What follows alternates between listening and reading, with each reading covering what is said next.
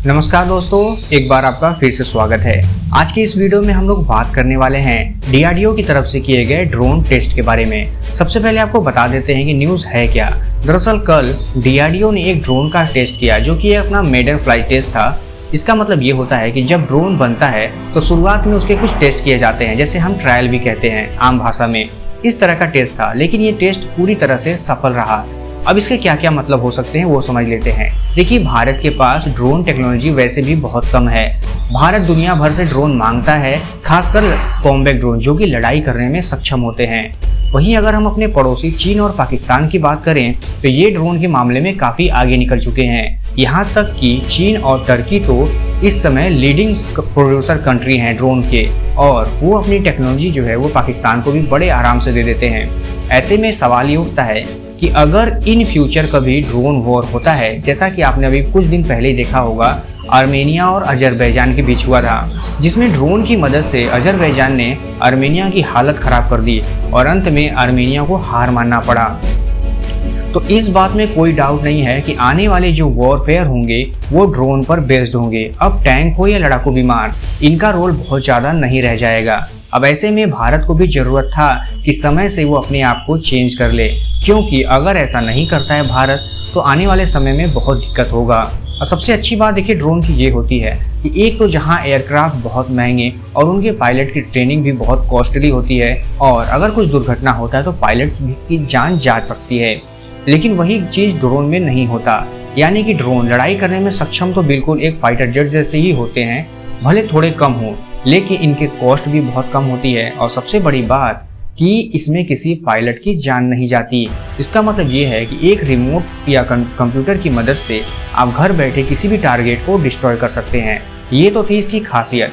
DRDO का कहना यह है कि ये ड्रोन पूरी तरह से सफलतापूर्वक कर लिया गया है, यानी कि इसको जो माइलस्टोन दिए गए थे, टारगेट दिए गए थे, चाहे वो टचडाउन के हों, टेक ऑफ के हों या नेविगेशन के हों, ये खुद ही स्वचालित होकर ये सारे माइलस्टोन कंप्लीट कर चुका है।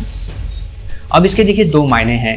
एक तो डीआरडीओ बहुत सारे ड्रोन बना रहा है, चाहे वो रुस्तम हो, घातक हो, आवरा हो या स्विफ्ट हो, और ये सारे ड्रोन अभी बन ही रहे हैं। जबकि हमारे जो पड़ोसी हैं उनके पास कुछ, चाहे वो चाइना हो या टर्की के ड्रोन हो, ये अवेलेबल है जो कि लड़ाई करने में सक्षम है। लेकिन एक तरह का स्विफ्ट ड्रोन होने का मतलब होता है, यानी कि स्टेल्थ होने का मतलब ये होता है कि ये रडार की पकड़ में नहीं आते, जो कि डीआरडीओ बना रहा है।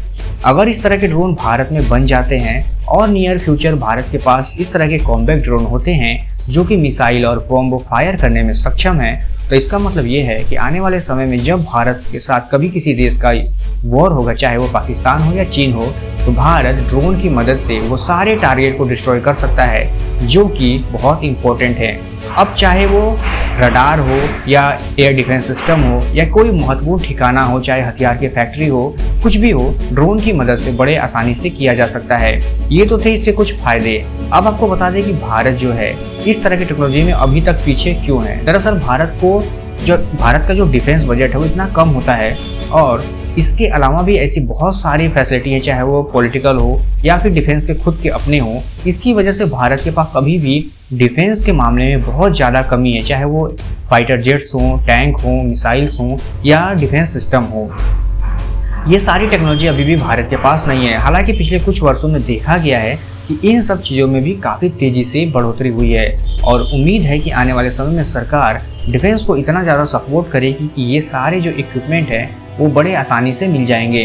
लेकिन खुशी की बात यह है कि डीआरडीओ अगर इस तरह के और भी टेस्ट कर लेता है इस तरह के अनमैन्ड एरियल व्हीकल के, तो एक समय के बाद इसको अप्रूव कर दिया जाएगा और ये प्रोडक्शन में आ जाएंगे। और एक बार जब इनका उत्पादन शुरू हो जाएगा तो हमारे डिफेंस फोर्सेस को इस तरह के ड्रोन अवेलेबल होने शुरू हो जाएंगे, जो कि हमारे लिए एक बहुत राहत भरी बात होगी, क्योंकि इस तरह के ड्रोन मिलने का मतलब है एक पावर, जो कि आप घर बैठे किसी भी दुश्मन के ठिकाने को, चाहे वो बॉर्डर के उस पार ही क्यों न हो, बड़े आराम से डिस्ट्रॉय कर सकते हैं। आपने देखा होगा कि अभी हाल के ही दिनों में जब पाकिस्तान की तरफ से कुछ फाइटर जेट्स आए थे, जिसमें हमारे अभिनंदन को भी पकड़ लिया गया था पाकिस्तान की सेना द्वारा। अगर उस वॉर में, उस डॉग फाइट में फाइटर जेट्स न होकर ड्रोन होते तो वो अभिनंदन या कोई भी भारतीय सैनिक वो सारे काम कर लेता जो कि शायद अभिनंदन ने छोड़ दिया। यानी कि पाकिस्तान की वो सारे महत्वपूर्ण ठिकाने को डिस्ट्रॉय भी कर सकते थे बड़े आसान से, और खुद को बिना फंसाए भी। तो आप समझ गए होंगे कि ड्रोन कितना महत्वपूर्ण होता है और ड्रोन क्या क्या कर सकता है। फिलहाल ये गुड न्यूज़ थी जो आपको देना था। इस वीडियो में फिलहाल इतना ही। आप इस बारे में क्या सोचते हैं हमें कमेंट करके जरूर बताइएगा। कल मिलते हैं किसी और वीडियो में किसी और टॉपिक के साथ। तब तक के लिए धन्यवाद।